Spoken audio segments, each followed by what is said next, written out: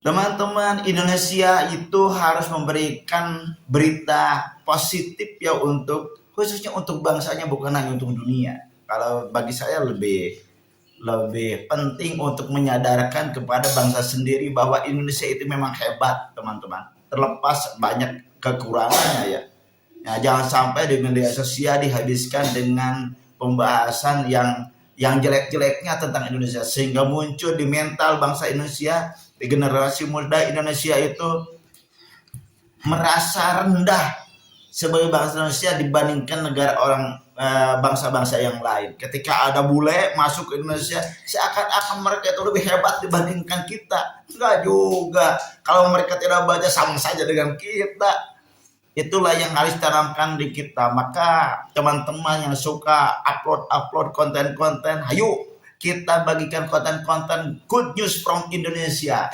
Jangan sampai Indonesia itu dibuat buruk oleh bangsanya sendiri. Boleh kritik dimunculkan, tetapi jangan ikut-ikutan terus-terusan semua mengkritik, menjelek-jelekkan. Itu nggak baik juga. Kita harus seimbang. Mana yang mengkritik, mana yang membela, mana yang memberikan solusi, mana yang menyalahkan. Jadi mari kita imbangi konten-konten positif tentang Indonesia, tentang Jawa Barat, tentang Sunda, tentang tempat tinggal kita. Jangan sampai kata dari elit dari atas, ada pengamat yang mengatakan bahwa ekonomi Indonesia ini terancam akan ambruk. Nah, kita ikut-ikutan itu bagaimana? Sudah, kalau ada politik yang melakukan begitu, kalau bisa ikuti prosesnya agar tidak ambruk.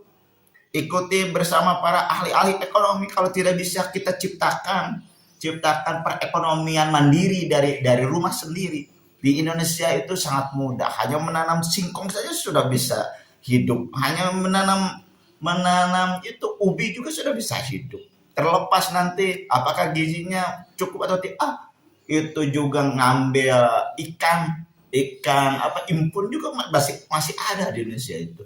Sehingga yang jadi masalah itu kita ketika ada daun singkong, ketika ada ikan, kita memimpikan yang tidak ada, yang dikata-katakan yang diekspos di media sosial, seakan-akan di daerah kita, di lingkungan kita itu kita jauh sekali dari makanan, padahal banyak sekali.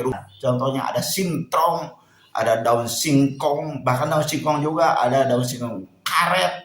Itu kan hal aneh untuk anak-anak muda sekarang. Tetapi kalau ingat perjalanan nenek moyang zaman dulu, itulah yang membuat kita sehat, sehat secara jasmani maupun sehat secara dompet.